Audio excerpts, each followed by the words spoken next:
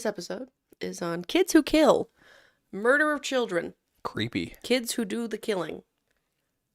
I was looking online, and obviously I wasn't going to cover any cases of this, because that's yours. Excellent. But I was looking through some of them, and they were sending chills down my spine. 'Cause Mm-hmm. it was like, Jesus. Yeah. Yeah, brah. Ugh. But yeah, I'm excited to hear some of the stuff that you have to cover. I've got some background on murder in general. And this is a special dark themed video episode of Beard Fear, where I don't know if you could see on the monitor there. It's very dark. It's very very dark. mood lit. Very dark in here, mood lighting. There's also a Christmas tree. And then we've got the Christmas tree to my left. Grimbo. That's Mary Chrysler. fading from blue to white. It looks beautiful. This room. Oh. How was your week? I did a lot of cool stuff this week. Yeah, like what? Oh, we talked about LA. It was Jack's birthday. Every time you say LA, I think you're saying Ale. Ale and I went to LA. Oh, it already crashed. Look at that. Do you need to fix it? No, it can stay like that. I might need to hit a button, but otherwise. A button? A button, otherwise it will stay. Yes, to keep streaming and recording. Perfect. Did I tell you I got your Christmas present picked out? You did. And Do you want to know what it is? No. Come I'm on. nervous because I was looking for ideas for yours, and I was deciding on a few things, and then I had to actually do my job at work. So Come on. I know. Let me tell you. No, that ruins the fun. Can I tell you what your birthday gift is? No, stop it. I'm bad at keeping You really are. gift secrets. I'm bad. I get excited. I need to pick. Did I tell you what I was getting my dad? No. Got him an autographed Oh, golf yeah, ball. you did. You did. From his one of his childhood favorite golfers. It's a Masters ball. Do they listen to this? My parents? No. Okay, good. I was No, gonna that's say. not their thing. They just support me. Mhm. And then I got my mom a bath pillow because that's what she asked for. Mom's hard to shop for. Yeah. My sister's got her shit that's nice too. Lacey got her a picture. It's a heart necklace, and if you get close to it, you can put a picture in it. So it's not like a locket. So she got her a picture of her and her mom and her sister together. Oh, that's cute. And then Emily got my dad, or she got my mom a necklace as well. Uh-huh. But she got my dad a plaque with a picture of him and grandma together with like a prayer on it. Oh. Yeah, good gifts. I also got him a hat from his all-time favorite golfer. That's right. I wanted to get him an autographed thing from his all-time favorite golfer, and that was like $1,000. Yeah, crazy expensive. Some of the gifts I was looking at for you. Yeah, don't do that. I have some ideas, and I'll have to look through them again. Your but birthday gift is expensive enough.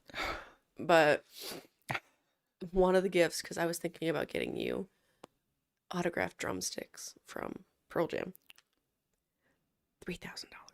And very hard to find. yes, Plus, I was very suspicious of the authenticity of it, and if I'm going to get something that's authentic... yeah, and you're gonna pay that much for it. It's got to be authentic. I mean, I don't know how often Matt Cameron does autographs for things. Well, I was looking at everyone.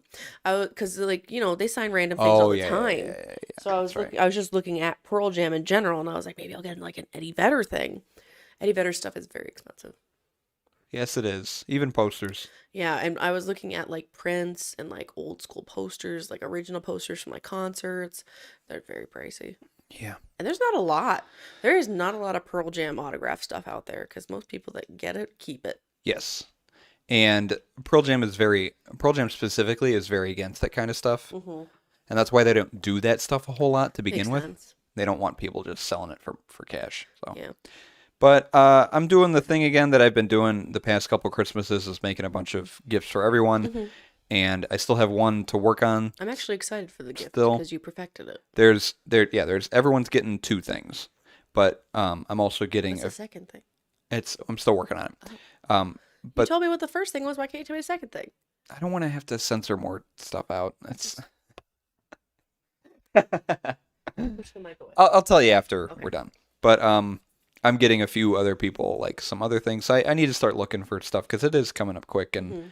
if you don't buy it this coming week, you're not going to get it in time. Yeah, I know. And I hate ordering things Thank God online, for Amazon Prime. and I don't want to support Amazon, and I hate buying things online. But it's fine. I'm trying not to stress for the holidays. They always stress me out.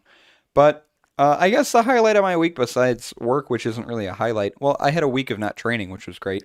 Yeah. But I went to Mater's today Yeah. with I Ale. wanna go. What? Oh yeah, yeah. We should definitely go. It's a lot of fun. For people who don't know, Mater's is a historic, really nice authentic German restaurant in Milwaukee, Wisconsin, and it's been around since 1902. I And want to go. they have a lot of really good That German food food. sounds so good. They have an amazing beer selection and wine selection, and really, really good cocktails. Their desserts are pretty good too. But the whole vibe is great too. So her and I went up there. We took the 2-hour drive to Milwaukee, Mhm. had Mater's, took 2-hour drive back down here, and now we're recording a podcast. And that was the highlight of my week that I'm willing to disclose on our recorded format. What about you? It just worked. And saw my family on Sunday. I'm consistent. We had some nice dinner. I went over. Did I go over? I didn't spend the night this week. What did we have? We had nice lunch. We had some Subway. I haven't had Subway in years. Um, we had some. What did we have for dinner? Chili's? Pizza? Pizza. Yeah, we had pizza. It was good. Don't die. I said don't die. I don't think it's an option. Giordano's. Oh yeah. But work was good all week. I'm in the middle of marathoning the Avengers That's right. chronologically. How's that going? We are on movie 16. Damn. Yeah, we average like a movie and a half a night. Wow. Mhm. That's insane. Yeah, we're in the middle of Doctor Strange right now. I still have to see that. It's a good movie. Have not seen it yet. It is definitely a different take as far as superhero movies go because it's not 100% about the action and it's got a lot of visuals that are very appealing. Hmm. That was my week, man. Short and simple, to the point. Excellent. Our beer. It's from Pipeworks. It's not. I almost bought a Pipeworks beer because it looked really interesting and I really wanted to try it because I think it was a coffee beer. Ooh. Yeah, I was going to try it, but I wanted to try something different, something we haven't done before. Okay. New beers. Dig it. Not a new beer, but a new brewery. Mm-hmm. Our brewery, our beer is from Short Fruit Fuse Brewing. I don't think we've done them. Short Fruit Fuse? Short Fuse. Short Fuse. Short Fuse Brewing. Donde está? It is located in the village of Schiller Park, Illinois. Short Fuse Brewing Company is a production brewery and tap room with a full kitchen.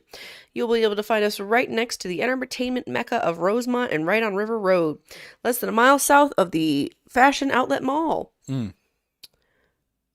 They're also only 5 minutes from the O'Hare terminals. We craft our beer on a 30-barrel brew house and 30-barrel fermenters. We also will feature a large barrel program for aging beers. In addition, we are one of a few breweries in Illinois to feature two 30-barrel foeders? Fodders. Fooders. Wait, no, I think they're fooders. They're fooders. A fooder Yeah. is a giant oak vat typically used to age wine. But recently, beer breweries have started using them. The main purpose of our fooders will be to age sours and wild beers. Some will age 12 to 18 months. Damn.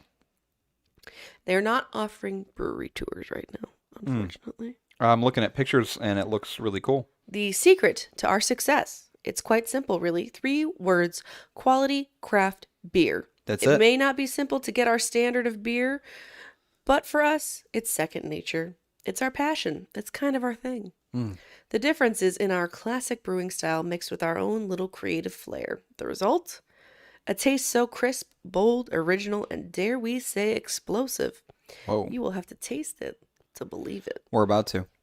Location, 5000 North River Road, Schiller Park.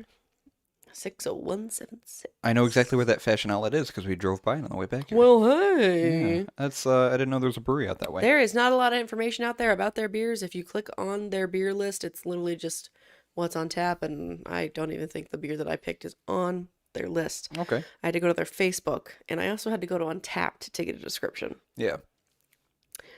Our beer is called Very Bad Kids. Yeah, Thought that was apt. that works. It is a flavored sour ale. Yes. It came out March 10th of 2020. Okay. I'm sorry, 2021? Yeah, This year? 2021. Yeah, this Okay. year. Yeah, March 10th, 2021. Very Bad Kids is a fruited sour made with watermelon, Sour Patch Kids, and watermelon puree. Whoa. Oh, Sour Patch Kids. I see. It does not have a Beer Advocate page. Okay. It has an Untapped page. The ABV is 5.5%. I'm excited to try That sour is beer again. literally all I could find on it. Totally fine. Watermelon. I think the flavor of watermelon will be strong with this one Oh my. because it's a sour, and I imagine fruit to be pretty present in sours, so I'm excited.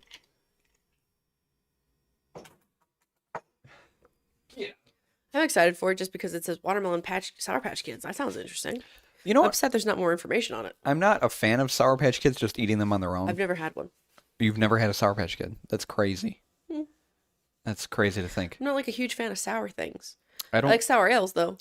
I like sour ales. I'm not a fan of the fruit gummy candies. Not my thing. Yeah, I used to really love the gummy lifesavers though. I still like those. Those are Those are one of the good. exceptions.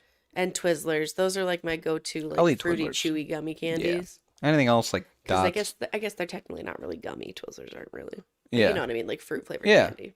But like dots or like Starburst, Laffy Taffy, things like that. Mike and Ike's. No. My food's almost here. Okay. I'll get the beer. Thanks. I'm not dying. I have a tickle in my throat.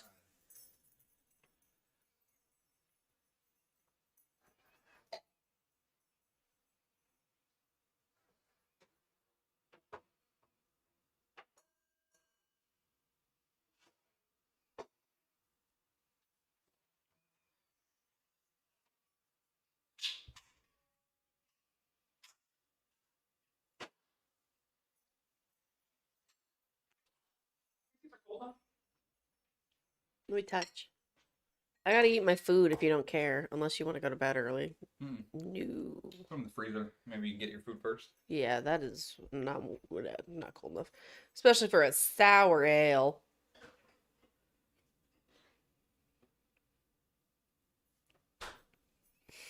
All right, we'll pop those in the freezer and take a short break. Oh, it's only been like 10 minutes of recording. I'm very surprised that it doesn't have a Beer Advocate page. Especially since it's been out for almost a year. Hmm. Maybe they just don't put their stuff on Beer Advocate. No, they have a Beer Advocate page on. Yeah. Like their brewery does? Yeah. And it's got their other beers listed on it with links to them. Say.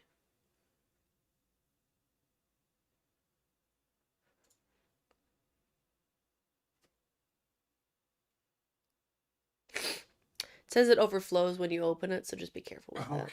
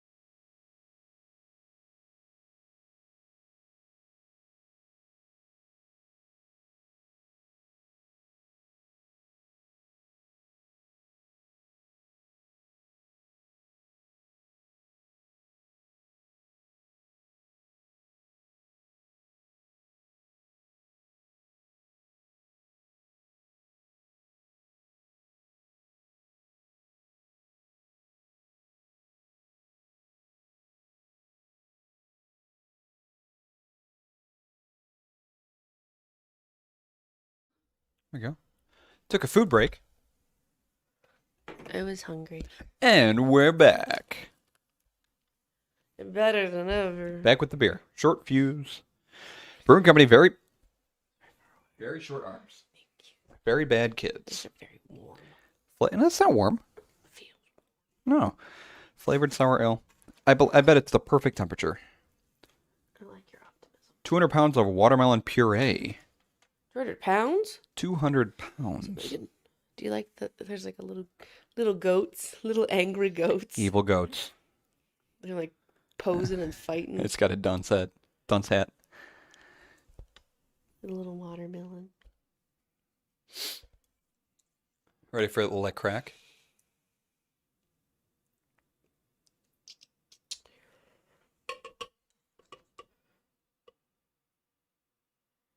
Feels like they're gonna explode. Jeez. Oh, that is over the top watermelon. Whoa. Foam's coming out of there. Not out of mine. That is pure watermelon, Yep. baby. Slow pour. Oh, wow. Whoa. Look at that shit. I didn't even pour aggressively. That is pure foam. It's all foam. Whoa. This is going to take a while. Oh my goodness. There's an inch of liquid in this glass. Yeah, 2/3 of mine is foam. What? You have, yeah, an inch of. Why is Half this your glass so- is full, but there's an inch Why of beer. is this so foamy? It's all the watermelon. It's all the sugar from the watermelon. Jesus. They did say 200 pounds of watermelon puree. Yeah, they did. They were not joking. So it's like when I remember when I used to make kombucha, and Yeah. when you used real fruit for like the second fermentation, and you kept it shut and let it ferment at room temp, that shit would get so fizzy because all the sugars in the fruit puree. Fruit puree. Fruit parade. It looks like a Guinness with the you can't really see because it's so damn dark in here, but with all the can you see that? Look at my beer. Yeah, but All that yeah. shit rising up. Looks like Mountain Dew. Flat Mountain Dew. All right, we're still working on the pour. Like somebody peed in the glass. This is ridiculous.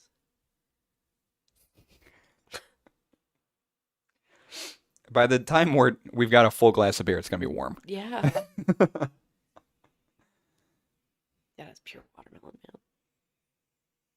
Wow. Yeah, it smells like sweet and sour watermelon. Mm-hmm.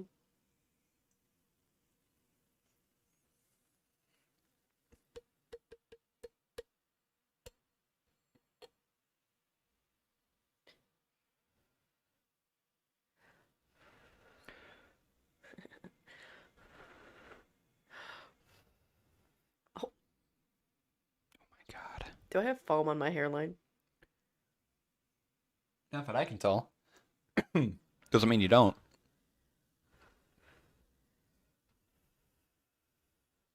I'm trying to blow a hole through it. Yeah, well, you don't drink Guinness, so. But you ever see that when you pour a Guinness in a glass and you see all the carbonation rising up, Yeah. the nitrogen? That's exactly what this looks like. Just in Remember for our picture for the beer and food? Mhm. Yeah. just a clear golden version.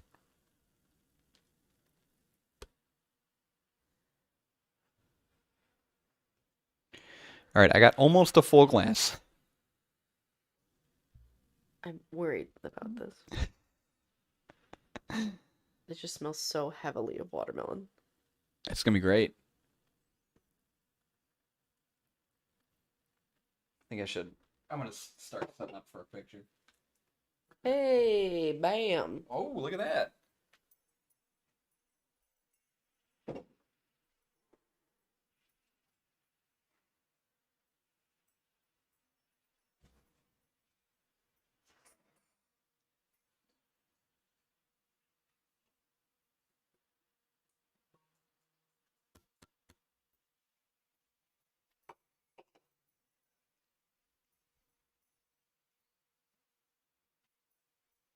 It is 1 a.m.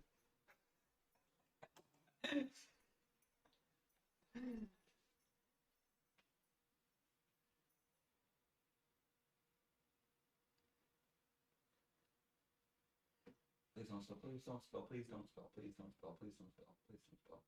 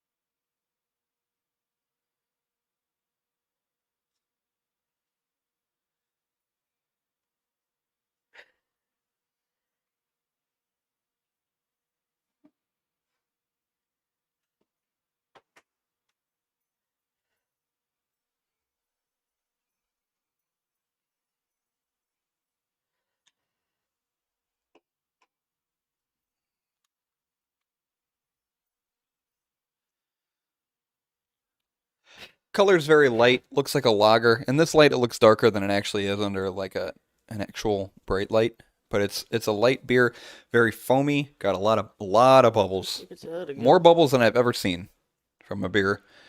And the head sticks around. It was 5/6 of our beer when we first poured it.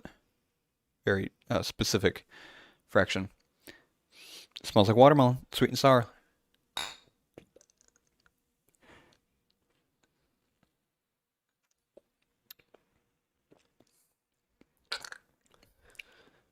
They gave me goosebumps. Whoa.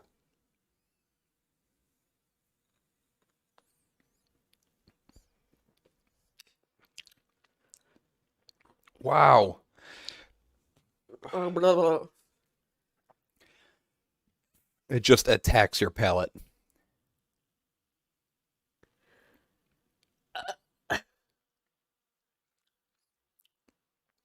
You know when you have something really sour and you get the Yes. yep. Mm-hmm. Wow.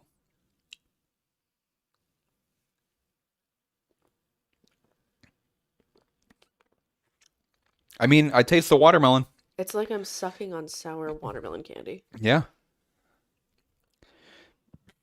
The taste is just like the smell. Sweet and sour watermelon. It's watermelon forward, I would say.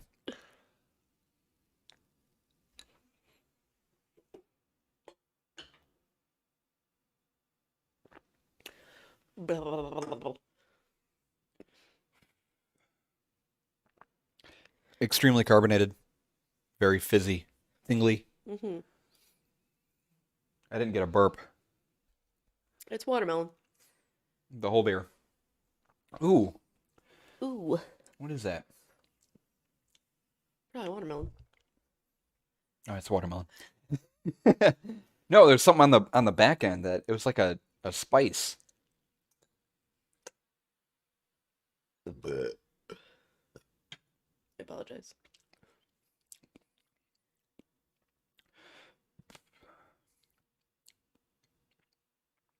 I got extreme goosebumps from that. Just initial reaction was just goose pimples. Almost like a vanilla I don't get a vanilla. at the end. There's something at the end No, dude. where it's like creaminess almost, but uh yeah, it's like it tastes like a watermelon Sour Patch Kid. I don't know. Huh. Yeah, there's not a lot of in-depth behind it. It's just I we constantly complain about how there's not enough flavor, Exactly. and that is a lot of flavor.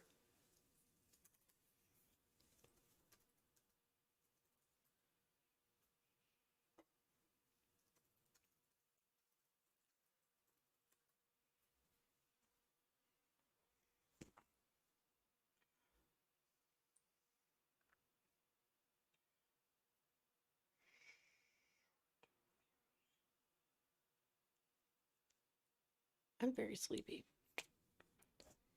It is 1 in the morning. And it's 1 in the morning, and my eyes are the size of the sun. Is that a song? You remember that song? I don't. It's 9 in the afternoon, and my eyes are the size of the moon. Oh. Panic at the Disco with their Ah, awkward yeah, face. yeah, yeah, yeah. Well, when you sing it horribly like that, I can't figure out what it's from. When you sing lyrics that aren't the same and you sing it poorly. What are you rating this at? What do I have taken? Profound Technique 8, Not Far from the Tree 5, Forest Fauna 7. I'm gonna give this um a 6. Read your mind.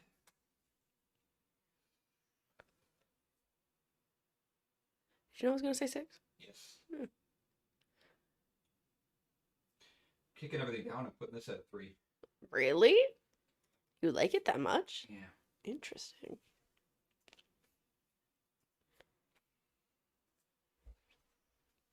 And very, very quick. Isn't she asleep? Yeah, I'm gonna wake her up. Don't wake her up.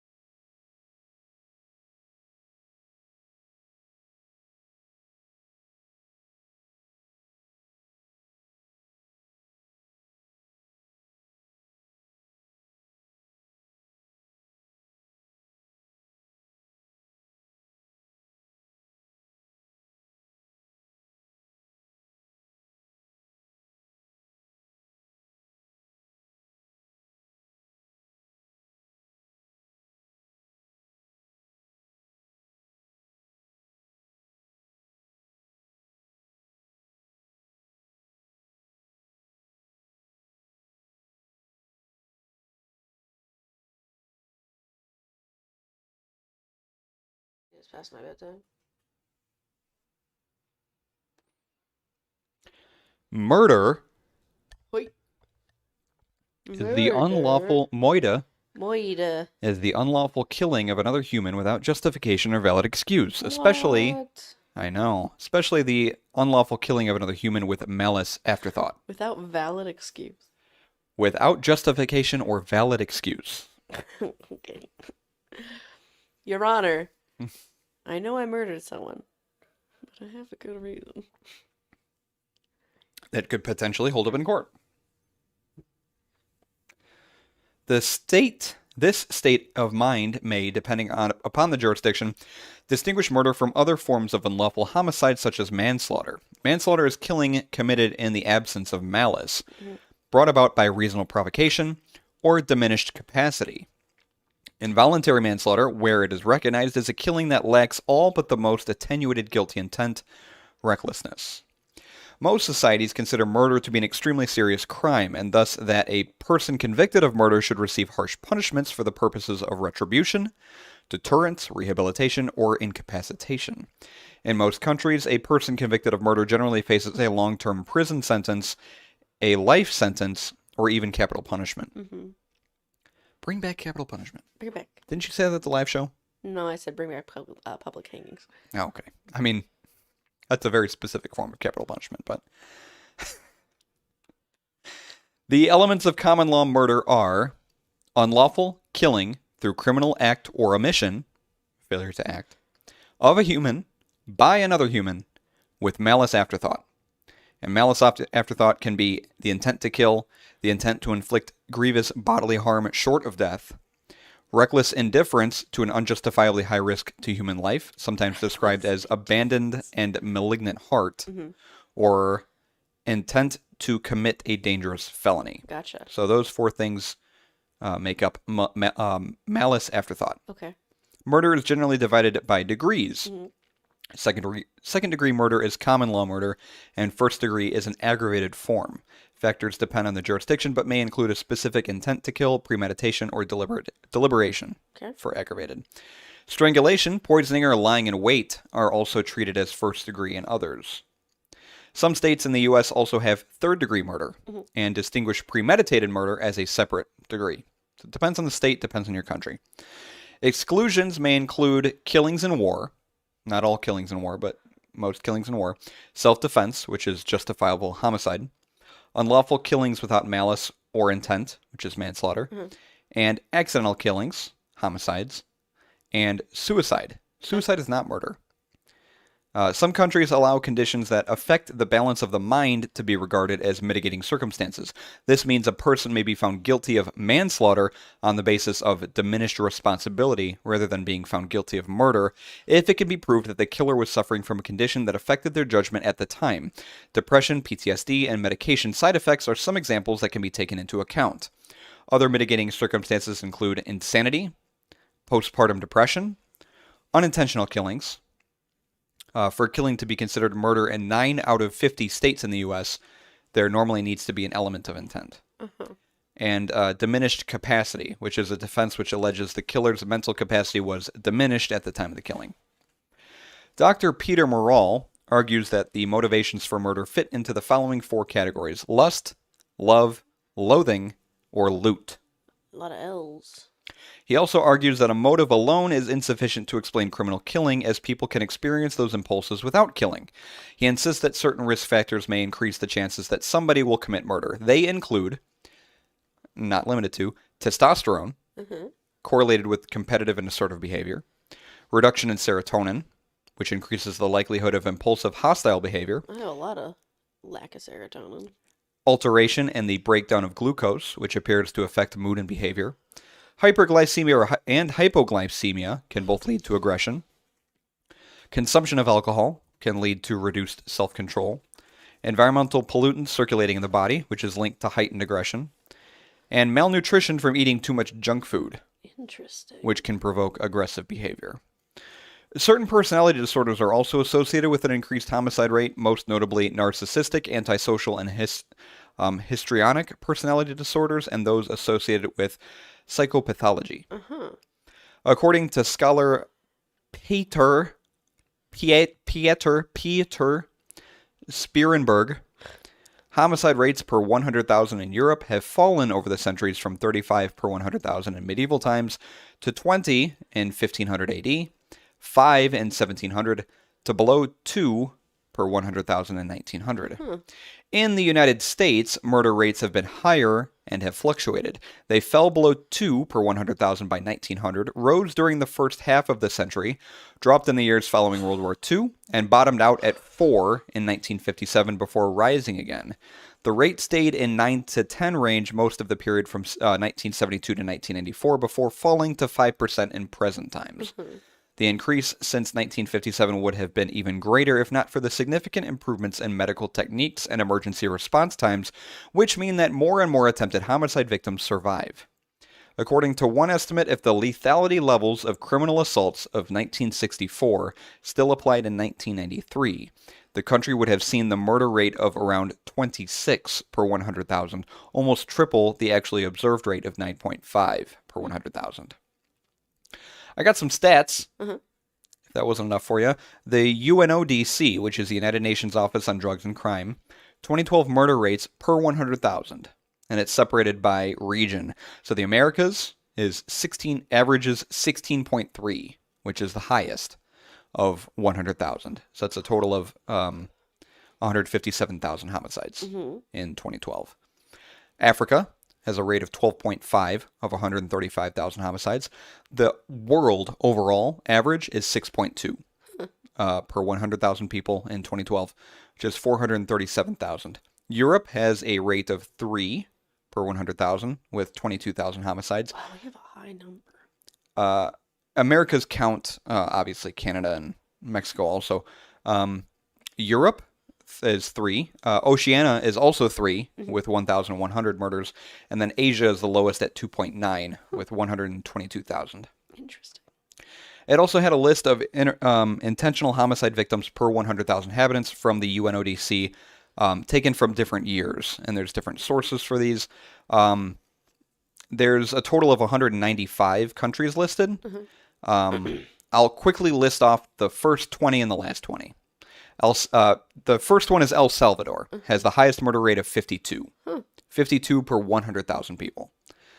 Then the U.S. Virgin Islands, Jamaica, Lesotho, Honduras, Belize, Venezuela, St. Vincent and the Grenadines, South Africa, St. Kitts and Nevis, Nigeria, Bahamas, Trinidad and Tobago, Mexico is number 14, Anguilla, St. Martin, Brazil, Dominica, Colombia, and Guatemala.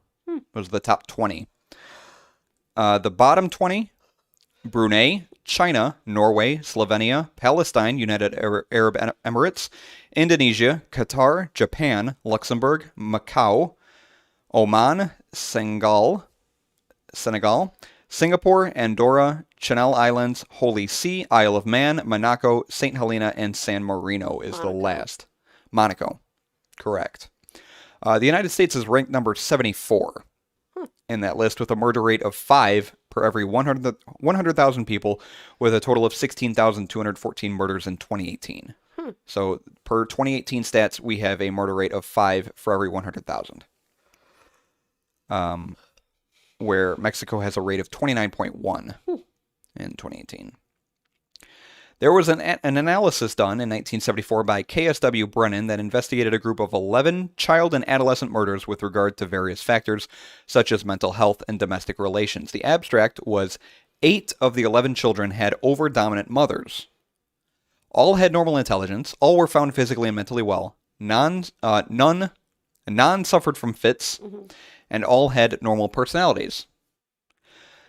And then a separate study was published in the American Journal of Psychiatry in 1985. This is the abstract. The authors document the childhood neuropsychiatric and family characteristics of 9 male subjects who were clinically evaluated as adolescents and were later arrested for murder. Those subjects are compared with 24 incarcerated delinquents who did not go on to commit violent offenses. The future murderers displayed a constellation of biopsychosocial characteristics that included psychotic symptoms, major neurological impairment, a psychotic first-degree relative, violent acts during childhood, and severe physical abuse. The authors relate this combination of factors to prediction of violence that discuss ethical issues that are involved in intervention to prevent violence. The results of that study: the nature of the homicidal acts of the 9 murderers and the quality of their juvenile violent behaviors are summarized in an attached table. All 9 had manifested extreme violence as children and adolescents. In most cases, there was evidence that extreme violence had occurred several years before the commission of murder. For example, one boy had committed multiple sexual acts at least 5 years before committing murder. Another robbed at knife point 10 years before committing murder, and another assaulted a woman with a knife and robbed her 3 years before committing murder. At least 4 of the boys who later murdered were extraordinarily violent in early childhood. One burned his bed when he was 4 years old. Another was too violent to be permitted into grade school and required instruction at home starting at age 10. Another threatened a teacher with a razor at age 10, and another choked a bird at age 2 and threw a dog out of a window at age 4. Jesus. Yeah, I told you when I was looking at some of these cases, some of this shit's fucked up, man. But based on what I read, the little information that I read in these 2 studies, I think the main thing what it comes down to is the quality of life that you have when you're growing up, Mm-hmm. and how well your parents are, how well they treat you, how well they raise you. And that has a big, big, big influence on how you grow up as a child and what kind of person you turn into. So if your childhood is damaged in some way, it will increase those chances. That's not a surprise. It shouldn't be a surprise at all. But I believe the first study that talked about overdominant mothers, and then the second study that talked about children who had violent tendencies before they committed murder. And those 2 things led to them murdering. I thought that was interesting, reading those. But I think it comes down to how you're raised, ultimately. That's my section. Oh, okay.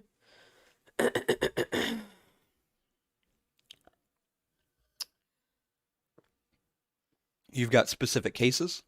I do, but I also have something else. So I'm going to open with that and then I will get into the cases. Perfect.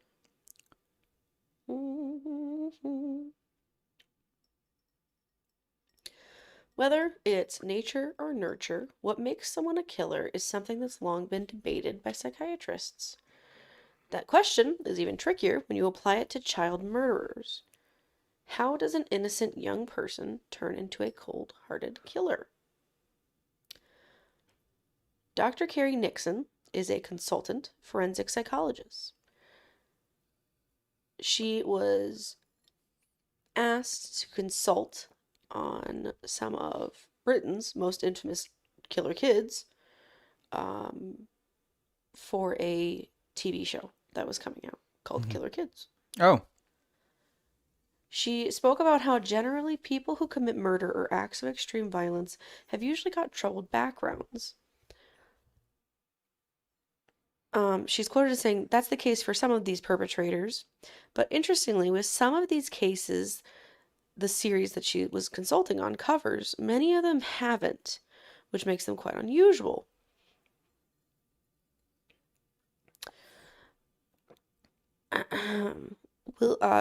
So these are a couple of the people that she was asked to consult on. William Cornick, age 15, stabbed his Spanish teacher, Anne McGuire, to death during class. During class. During class. William Cornick shocked the nation when he stabbed his teacher during Spanish class in April of 2014. He left his classmates in a state of shock when he casually walked up to Miss McGuire and stabbed her 7 times while she was writing on the whiteboard. He was described as a clever child from a loving middle-class home and a very unlikely perpetrator for this crime.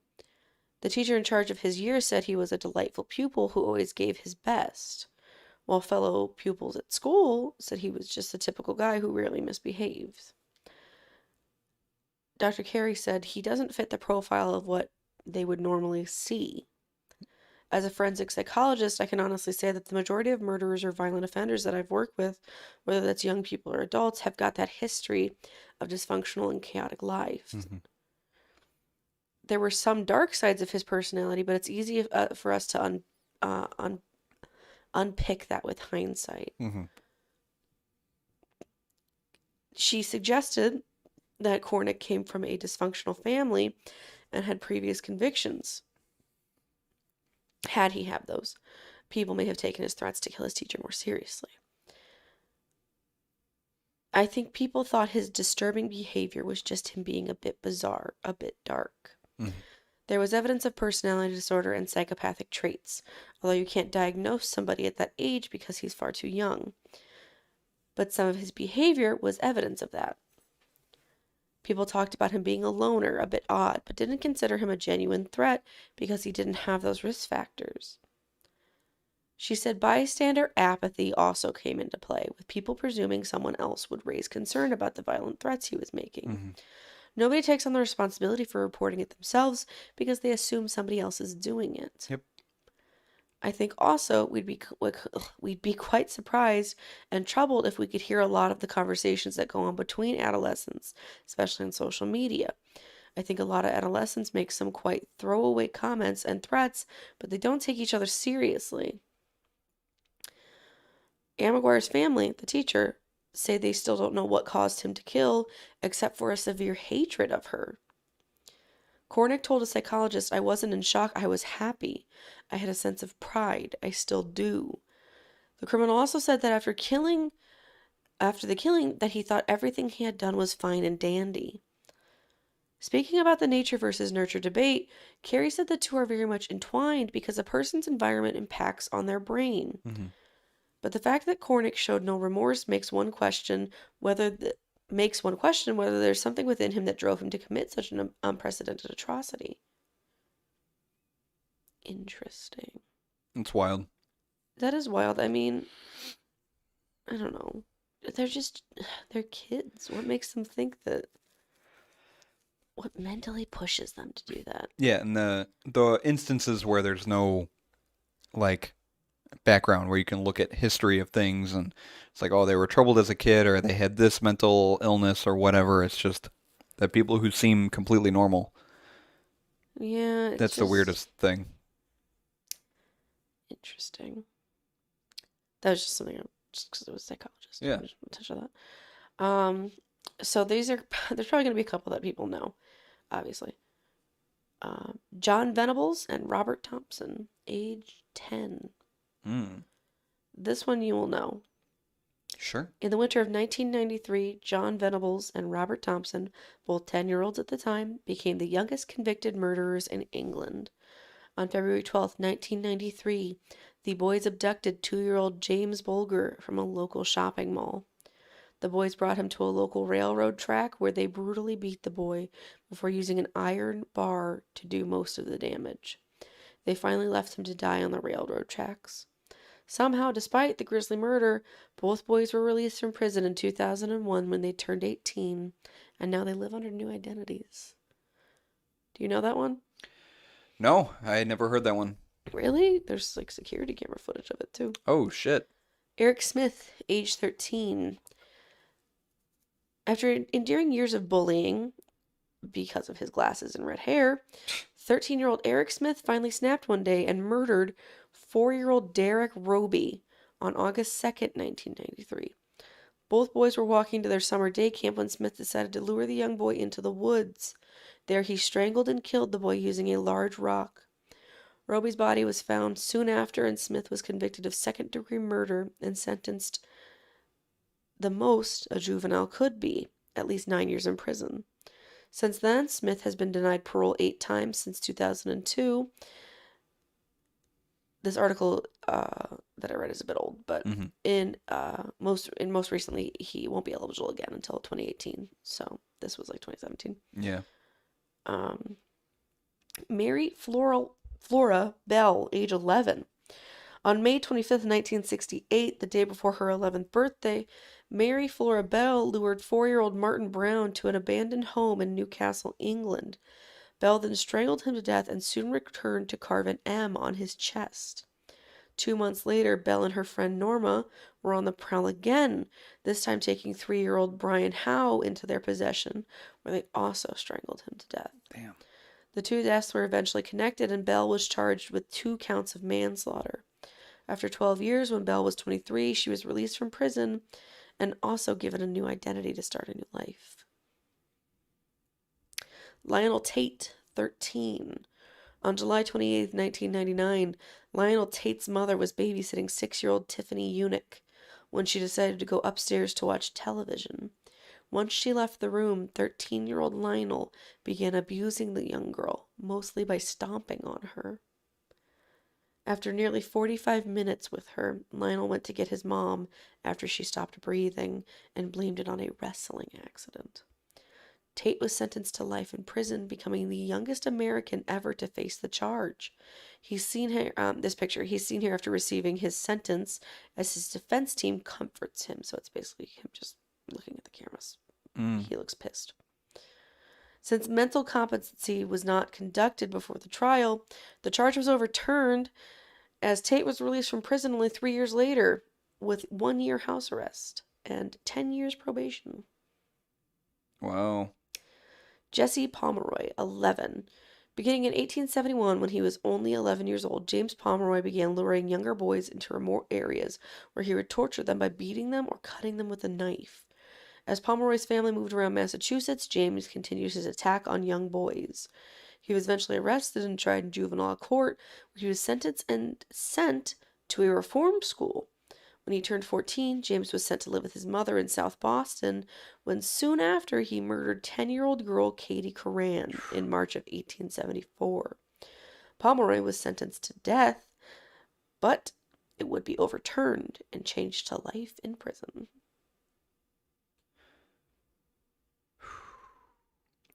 Joshua Phillips, 14. In the fall of 98, 14-year-old Joshua Phillips allegedly was playing baseball with a baseball bat when he struck 8-year-old Maddie Clifton in the head. He later told police that he stabbed her in the neck when she wouldn't stop crying. He then took her body and hid her in his waterbed mattress, where she remained for more than a week. It wasn't until Joshua's mother noticed a leak in the bed and went to investigate that she found the body of the young girl and called the police. Ooh. Phillips would later be charged with first-degree murder and sentenced to life in prison. Oh my God. George Stinney Jr., 14. In June of 1944, 14-year-old George Stinney Jr. brutally beat and killed 11-year-old Betty June Binnicker and 8-year-old Mary Emma Thames before burying both of their bodies in a mud hole. Stinney confessed that he intended to have sex with Betty, but ended up killing her instead, likely when she refused. After only a 2-hour-long trial, Stinney was sentenced to death, the youngest person to receive the death sentence in the country. Alyssa Bustamante, 15. 15-year-old Missouri teen Alyssa showed all the signs of a troubled teen, from cutting herself to attempting suicide. With her depression and deeply rooted mental issues unresolved, the emotions grew into anger. One day in 2009, Alyssa lured her neighbor, 9-year-old Elizabeth Olton, into the woods, where she strangled her before slitting her neck and wrists. She buried Olton in the ground in one of 2 holes she prepared earlier in the week. Alyssa would eventually plead guilty to the murder, claiming that she wanted to know what it was like to kill someone. She was charged with first-degree murder and tried as an adult, getting life imprisonment. Mm-hmm. Craig Price, 15. In 1989, 15-year-old Rhode Island teen Craig Price brutally stabbed and killed 39-year-old Joan Heaton and her 2 daughters, 10-year-old Jennifer and 8-year-old Melissa. Price was already a suspect in a previous murder investigation, and when police came in to question him, he was found with wounds on his body and the murder weapons in his room with dried blood. Gotta hide those. Before his 16th birthday, Craig was convicted on 4 counts of murder as a minor, which meant he would be released by the age of 21. However, he was sentenced to an additional 10 to 25 years in prison, thanks to a group called Citizens Opposed to the Release of Craig Price. Oh. He had his own group. Wow. Willie Bosket, 15. Notorious killer Willie Bosket was troubled from the moment he was born, as his father was also a murderer, serving life in prison in Milwaukee.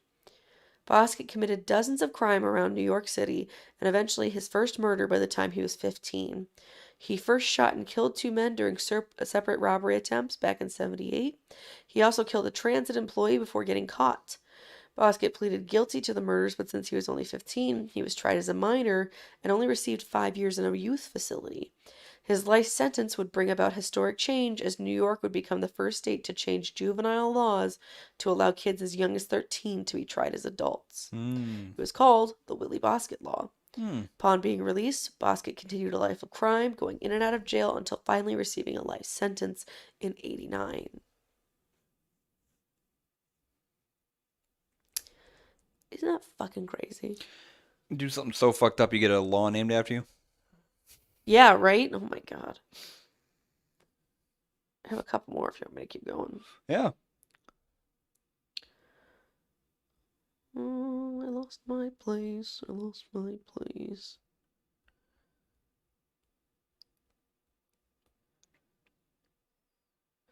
Lorraine Thorpe. She became Britain's youngest female double murderer. When aged 15, she smothered her father, Desmond Thorpe, to death in the hope he wouldn't tell the police about her killing a stranger. Rosalind Hunt, following a fight over a dog in 2009.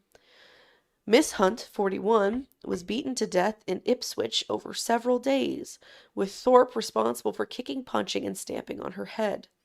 Her father, 43, a vulnerable alcoholic, was smothered amid fears that he would tell the police about her first crime. She was given a life sentence, with the judge ruling she had been brought up with no real understanding of what is right and what is wrong. Mm-hmm. She was convicted of taking part in the crime with 40-year-old Paul Clark, who 5 years later was found dead in his cell. Thorpe, now 24, was told she must serve at least 14 years behind bars as she was sentenced at the Old Bailey. Mr. Justice Saunders said she could be manipulative and was not acting entirely under Clark's control, adding she found violence funny and entertaining. The judge said that Clark, also an alcoholic, was the instigator of the murder of Miss Hunt, although Thorpe played a full part. Far from being sorry, Lorraine appears to have gloried in it, describing to her friends at one stage how she stamped on Rosalind's head. Ridiculous. James Fairweather, 15. He was only 15 when he stabbed a young father and a female student in Colchester, Essex, claiming voices in his head told him to sacrifice the pair for committing sins. Fairweather was branded a monster at Guildford Crown Court in 2016 when he was found guilty of 2 murders and was sentenced at the Old Bailey by Mr. Justice Spencer, who said the killings were brutal and sadistic. He was caught after a dog walker spotted him lurking in the woods, lying in wait for his next victim. After his arrest, he admitted he had been hunting down a 3rd victim. His first victim was a disabled 33-year-old father of 5, James Atfield, who was stabbed 102 times Whoa. during a frenzied 3-minute attack in 2014 of March. 3 months later, the 5'6" schoolboy, who was obsessed with killers, including the Yorkshire Whipper, attacked Saudi PhD student Nahid Almania, 31, knifing her 16 times with a 10-inch bayonet on a public footpath. Both victims were stabbed in their eyes. During the 2-week trial, the jury was shown clips from Fairweather's police interviews in which he provided chilling details of his attack on Mr. Atfield. Fairweather, who told a psychiatrist he could have killed another 15 victims, committed the murders under the noses of his parents. Crazy.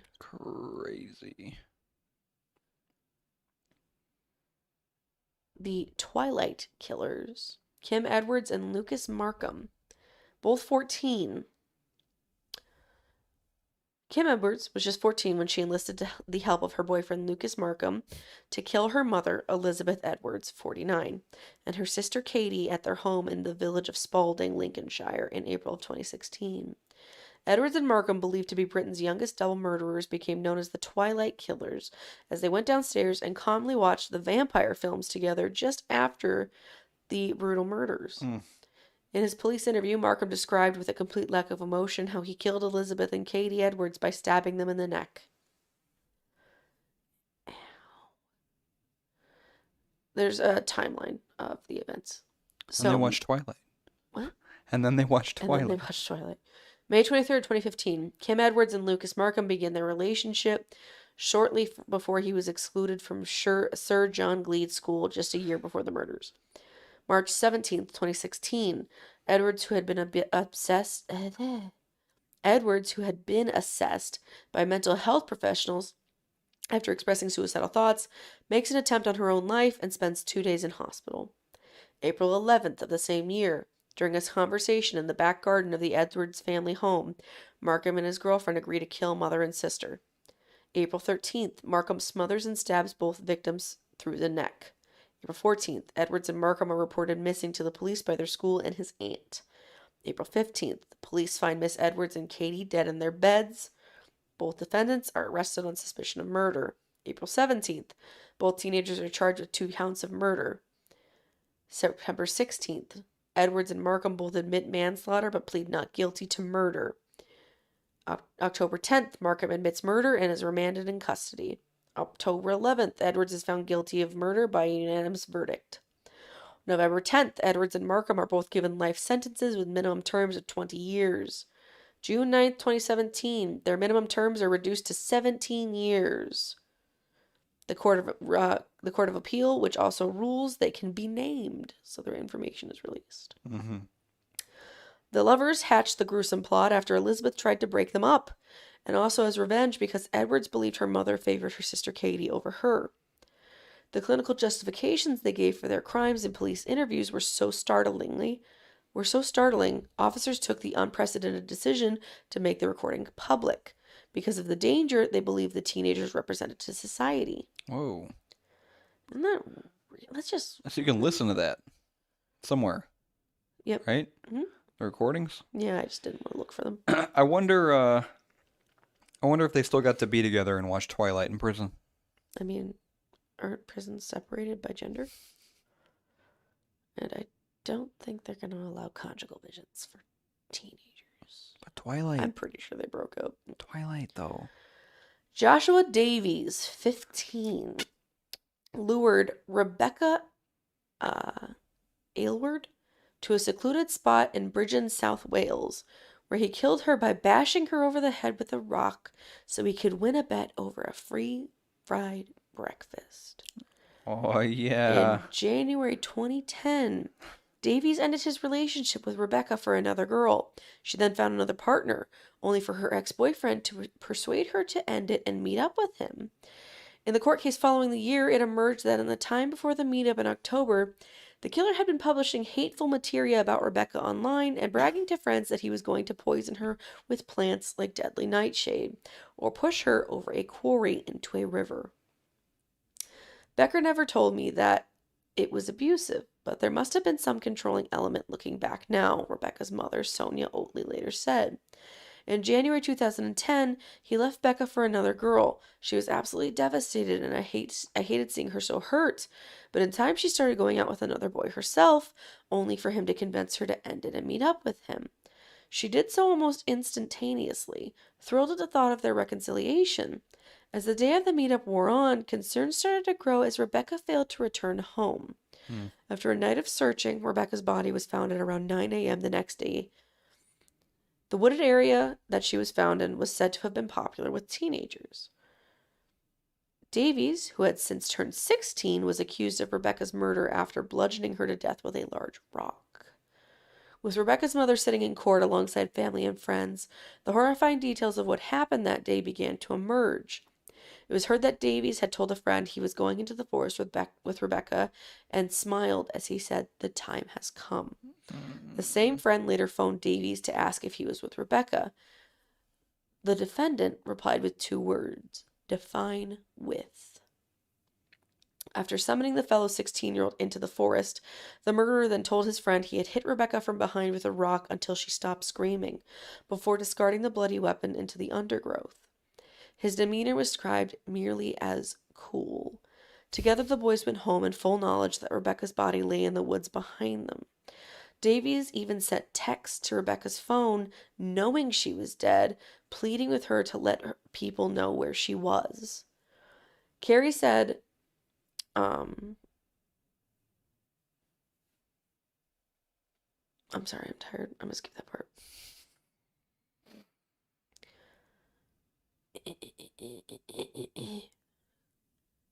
So this is called Gang of Sword. 5 teenagers attacked and murdered a man in a Liverpool laundrette when 2 of them were only 13 in September of 2013. The gang chased Sean McHugh, 19, into a laundrette and killed him. As he lay dying in hospital, the boys sent each other a series of chilling messages mocking their victim. The Crown Court heard gang member Kiefer Dykstra, just 14 at the time of the murder, posted on Facebook, "R.I.P. Shorty, we always knew ye was a pussy." Shockingly, 11 people liked the comment. Kiefer, who was 14, and Corey Hewitt, then 13, plus his 15-year-old cousin Andrew Hewitt, and Joseph McGill, who was also just 13 at the time of the attack, were all convicted of the vicious and brutal murder, along with 19-year-old Reese O'Shaughnessy. Recorder of Liverpool Clement Goldston took the unusual step of naming the young gang members after a jury found them guilty. Mm-hmm. Victim, Mr. McHugh, had been walking down the street with friend Josh Williams when they were approached by some of the gang. As Mr. Williams sought refuge inside a nearby news agent, Mr. McHugh, who was known as Shorty, was chased back into the laundrette they'd just come from. O'Shaughnessy, who was carrying a sword stick, a walking cane with a blade hidden inside, and Dykstra, armed with a knife, arrived a short time later, and the gang kicked the back door of the shop open. Prosecutors were unable to prove just who struck the fatal blow, but argued that all involved in the attack were guilty of murder, whether they held the blade or not. Right. The boys were slammed by a detective in the case who said they had shown little remorse for their actions. The senior police officer also said he heard the boys laughing and joking as they sat in the dock.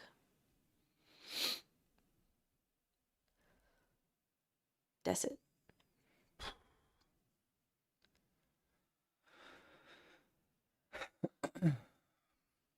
It's chilling. It's upsetting. It is upsetting. Like, what the fuck? You're children. Yeah, for people to be so young and pulling this shit. I want to say, hang on.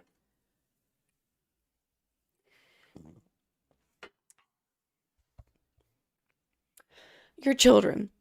You have your whole life ahead of you. Do you think you're going to get away with murder?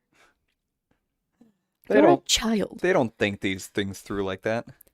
I mean, obviously, some of them have mental health issues or, aren't of sound mind. Uh-huh. But just to live in this cloud in your head that you're invincible and you'll get away with this.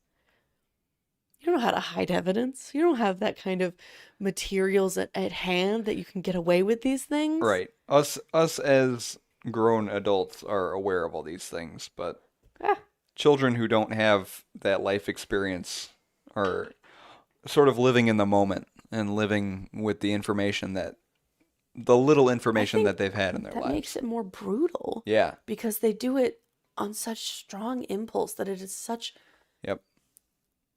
baser. Obviously, some of them are methodical. Some of them planned the murder. But, 15 years old, 13 years old. And you're like, I'm going to murder someone. Mm-hmm. And I think that's why I argue so much for the nurture component of like how these kids are raised, what kind of environment are they growing up in, what things are they exposed to, and what thoughts are going through their mind that aren't being addressed either by their parents, or maybe these concerns are falling on deaf ears. No, they think no one's listening to them. They think no one cares for them, loves them, understands their concerns. And then it just builds and builds and builds until they finally act on something. Mm-hmm. That's how I feel like. I mean, I feel like your upbringing is a strong component to how these kids act. But it's, as you discussed, it's not always the case. It could just be someone thinking of something and not being in a rational state of mind to just act on it. Yeah. I looked at It's like intrusive thoughts to the extreme. yes, yeah, intrusive thoughts, and you're acting on them because you don't think them through enough because I don't know, You're a could be child. multiple reasons. Yeah, and you're a child. I was looking. There's a list on Wikipedia of the youngest killers, like notable killers. I guess. Obviously, all of them aren't recorded there, but you can sort by year. They have it split into a couple sections, and the youngest killers that I saw were 3 years old. The youngest one on that list was a 3-year-old, I think, from Syria, Mm-hmm. who the child and mother were kidnapped by ISIS. Mm-hmm. And I don't know what happened to the mom, but the child was persuaded by ISIS to kill someone else, presumably with a gun, I imagine. Mm-hmm. And this 3-year-old killed someone with a gun. And I can't even get 2-year-olds to hold fucking crayons. You got a 3-year-old to hold a gun. yeah, I don't know how they managed to do that, but that was chilling when I saw that too. And then some of these ones that happened like a century ago, 2 centuries ago, it's like unnamed boy or boy A or girl A, and it's like people murdering others in school, Mm-hmm. and it's like just reading how this stuff happened. It's like, oh God, Yeah, we didn't even talk about school shootings. yeah, yeah, that's a whole other thing.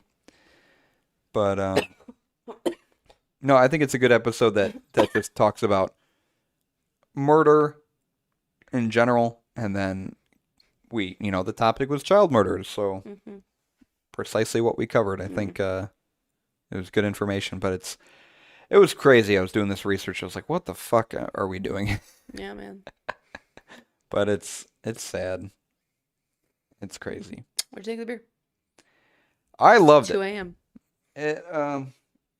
Fuck, it is Mm-hmm. 2 in the morning. You should not wake her up. No, I'm not going to. I really enjoyed it. Mm-hmm. I liked it.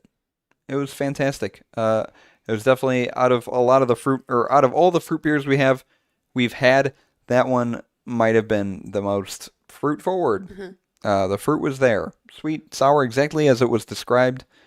Tasted like watermelon, Sour Patch Kids. A lot of watermelon there, very fizzy, tingly, very sour, lemony, and a lot of watermelon. It reminded me of the beer that we did for Secret Savages, Grizzly Bears. no, the Guyana one. The Kool-Aid. All the people committed suicide at the Kool-Aid. That was the one I couldn't drink. Fruit Yes. Yeah, the fruit punch. It reminded me of the fruit punch one. Mm. Because that one was also very fruit forward. Mm. I don't think it was necessarily a sour ale. I can't really remember right now. But that one and then this one, I recall. I don't know about the Grizzly Bear one. Oh, the Grizzly Bear one was the Saint Laurent beer. That was delicious. Nope. Huh? That was a Three Floyds beer. And it was watermelon sour ale. For Grizzly Bears, are you sure? Secret Savages. Because the Grizzly Bears one was the one that Jack was here for. Yep. The one with the little... Oh yeah, he didn't try the Saint Laurent Nope. beer. He wasn't here with the episode. We gave him one, but yeah, that's right. That was watermelon. Yeah, this is definitely takes the cake. Delicious. I'd drink it again. Yeah, this one. Oh yeah, that's right. Yep, that was Grizzly Bears. I would drink that again. It was fantastic. I liked it. You? It was very accurate to its description. Mm-hmm. It was so sweet and tart that it gave me extreme goosebumps. I had a cocktail before this, so I don't really want to drink a lot, because my tummy is like a little. I also don't think that I would want to drink a full can of that because it is just kind of a lot. It's intense. Yeah. It is. Yeah, for me, sour ales are hard to drink a lot of, Sure. because it's just like that's very overwhelming on my palate. Yeah. It's just kind of like, oh, this is too much. Um, it was definitely watermelon. But I will say, as we were talking about Secret Savages, it was much more enjoyable than Secret Savages because it Yeah. wasn't. I don't know what the huge difference between the two of them is. I feel like Secret Savages didn't have that much watermelon behind it. No, these guys went balls to the wall with their They went watermelon. balls to the wall with watermelon. Yeah. They're like, this is going to be a watermelon beer. Someone get us 200 pounds of watermelon. Yeah. I don't dislike it, Mm-hmm. but when I drink a beer, I want to be able to drink the whole thing, Mm-hmm. you know? So that kind of knocks it down for me a bit. That it's just like, oh, this is overwhelming. Yeah. Ale really liked it. She had like 3 or 4 sips of it. Mm. She really enjoyed it. I would drink. I probably wouldn't have one and then immediately another one. Yeah. Like you were saying, it's like something to enjoy and try, but I didn't hate it, and I would happily buy it and try it again. Mm-hmm. It's tasty.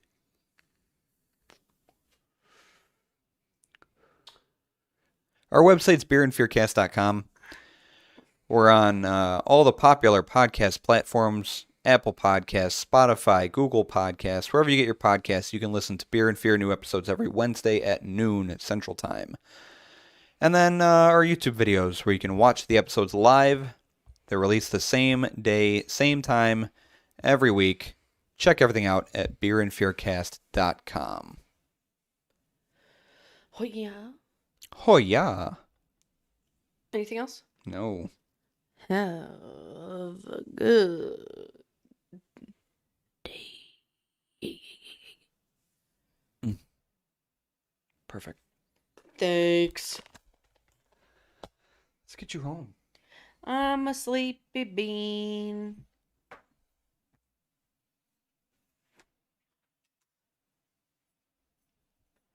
Sleepy bean, sleepy bean, sleepy bean, bean, bean.